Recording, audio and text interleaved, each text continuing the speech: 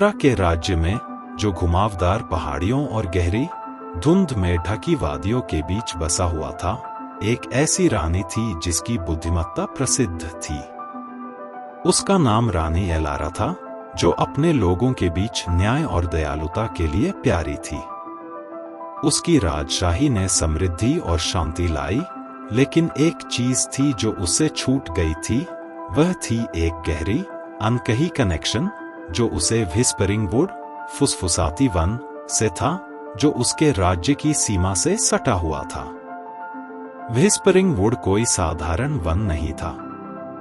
सदियों से यह एक रहस्य और आश्चर्य का स्रोत रहा था, एक ऐसा स्थान जहां हर पत्ते, हर शाखा और हर धारा में जादू बहता था।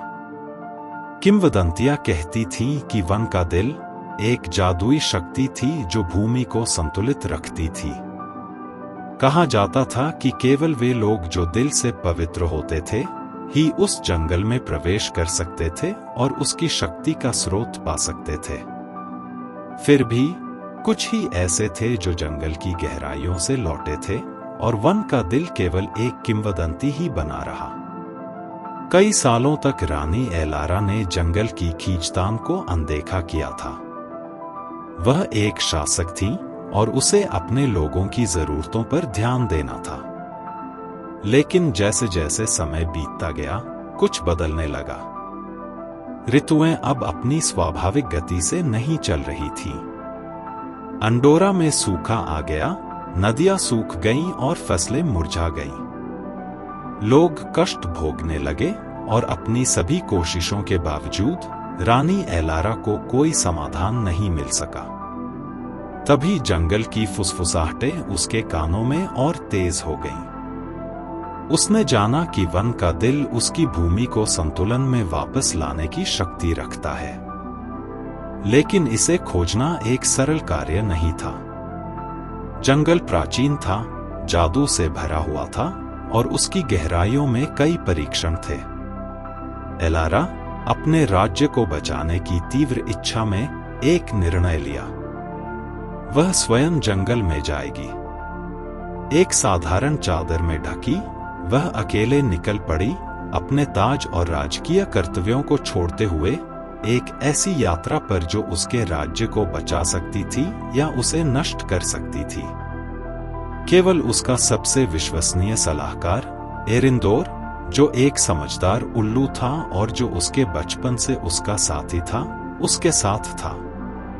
व्हिस्परिंग वुड तक का सफर लंबा था, और जैसे ही वे उसकी सीमा के पास पहुंचे, जंगल में जीवन की लहर सी महसूस होने लगी।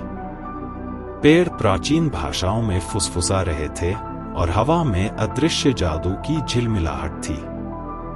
एलारा के शरीर में एक सिहरन दौड़ गई, लेकिन उसका संकल्प मजबूत था। वह वन के दिल को खोजने और अपने लोगों को बचाने के लिए दृढ़ थी। जैसे ही वे जंगल की गहराई में बढ़े, पेड़ और ऊंचे होते गए, उनकी शाखाएं आपस में मिलकर एक छत बना देती थीं, जिससे कोई सूरज की रोशनी भी प्रवेश नहीं कर सकती थी। जंगल अजीब आवाजों से गूंज रहा था, पतियों की सरसराहट, दूर से आती हुई दहाड़े और कभी-कभी पंखों की नर्म फड़फड़ाहट। एलारा जानती थी कि जंगल के प्राणी उसकी निगरानी कर रहे हैं, लेकिन कोई भी पास नहीं आया। उसकी मौजूदगी प्राचीन जादू से गूंज रही थी, जैसे वह खुद जंगल का हिस्सा हो। कई दिनों के सफर के बाद एलारा एक खुले स्थान पर पहुंची। इसके बीचों बीच एक विशाल बलूत का पेड़ खड़ा था, जिसकी छाल पर प्राचीन निशान उकेरे हुए थे, जो मंद रोशनी में चमक रहे थे। पेड़ की जड़ों के पास एक जलाशय था, जो साफ और शांत था। एलारा इसके पास घुटने टेक कर बैठी और पानी में हलचल होने लगी, जिसमें एक खूबसूरत आत्मा की छवि उभरने लगी, एक महिला जिसकी चांदी जैसी बालें और तारों जैसी आंखें थीं। मैं सिलारा हूं, दिल की संरक्षिका, आत्मा ने कहा। उसकी आवाज एक मधुर ध्वनि की तरह थी, जो हवा में बहती थी। तुम अपने राज्य को बचाने के लिए वन का दिल ढूंढ रहे हो, लेकिन इसे प्राप्त करने से पहले तुम्हें खुद को योग्य साबित करना होगा। एलारा ने सीधा खड़े होकर कहा, मैं तैयार हूं। मुझे क्या करना होगा? सिलारा ने हल्की मुस्कान के साथ उत्तर दिया, जंगल तुम्हारी परीक्षा लेगा। तुम्हें 3 परीक्षणों को पार करना होगा, ज्ञान का परीक्षण, साहस का परीक्षण और बलिदान का परीक्षण। तभी तुम वन के दिल तक पहुंच सकोगी। एलारा ने सिर हिलाया और उसका दिल दृढ़ था।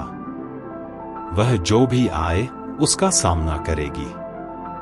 पहला परीक्षण उसे एक प्राचीन पत्थरों की भूल भुलैया में ले गया, जो जंगल के भीतर गहरे छिपी हुई थी। दीवारें प्राचीन थीं और लताओं से ढकी हुई थीं और हवा में काई और मिट्टी की खुशबू थी। जैसे ही एलारा भूल भुलैया में गहरी बढ़ी, उसने पत्थरों में उकेरी गई एक श्रृंखला को देखा। पहली पहेली यह थी, क्या चीज टूट सकती है लेकिन कभी छुई नहीं जा सकती? एलारा ने सोचा और फिर धीरे से कहा, वादा।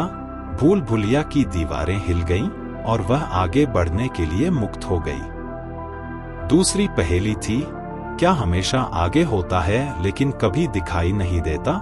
एलारा ने लंबे समय तक सोचा और फिर कहा, भविष्य। फिर से भूल भुलैया उसके लिए खुल गई और वह आगे बढ़ी। आखिरी पहेली थी, सबसे बड़ी शक्ति क्या है?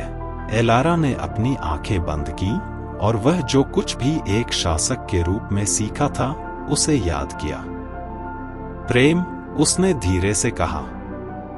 भूल भुलैया गायब हो गई और एलारा खुद को एक बड़ी खाई के किनारे खड़ा पाया, जहां से एक विशाल घाटी का दृश्य था। दूसरा परीक्षण साहस का परीक्षण था। जब एलारा खाई से नीचे उतर रही थी, उसने एक ऐसी मूक को देखा जिसे उसने पहले कभी नहीं देखा था। आधा शेर, आधा सांप, जिसकी खाल पिघले हुए सोने की तरह चमक रही थी। वह दरिंदा गर्जना करता हुआ उसकी तरफ बढ़ा। एलारा ने डटी रही, उसका दिल तेजी से धड़क रहा था, लेकिन उसने अपनी तलवार नहीं निकाली। उसने मूक से धीरे से कहा, मैं नहीं लड़ना चाहती। उसने कहा, मैं सिर्फ पास से गुजरना चाहती हूं। वह मूक रुका, उसकी आंखें धीरे धीरे उसकी ओर देखती गईं। उसने उसकी चारों ओर चक्कर लगाया और फिर वह सिर झुकाकर रास्ता छोड़ दिया।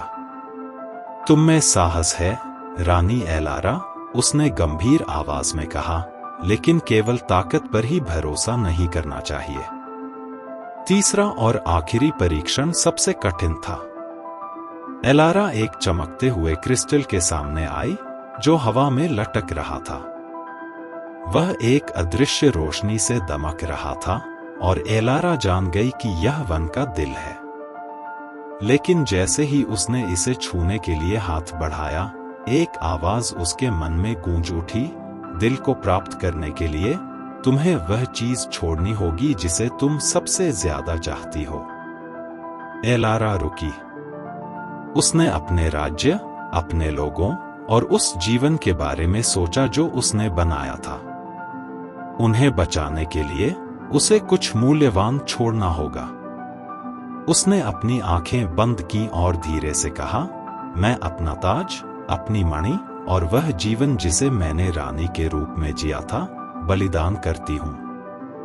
उस पल में क्रिस्टल ने एक शानदार रोशनी से चमकना शुरू किया और जंगल का जादू उसकी अंदर बहने लगा।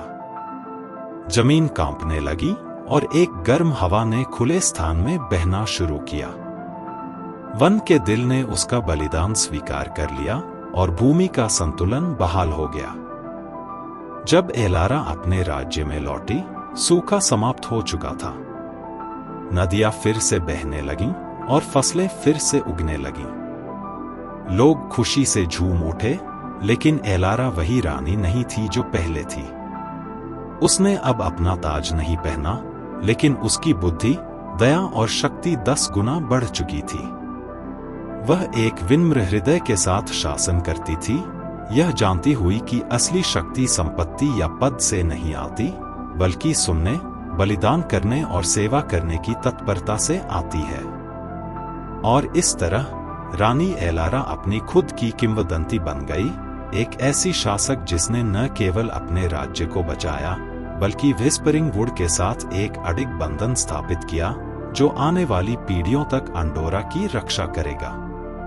जंगल हमेशा उसका नाम फुसफुसाता रहेगा, एक याद के रूप में उस रानी की जो अपने लोगों के भले के लिए सब कुछ बलिदान कर चुकी थी।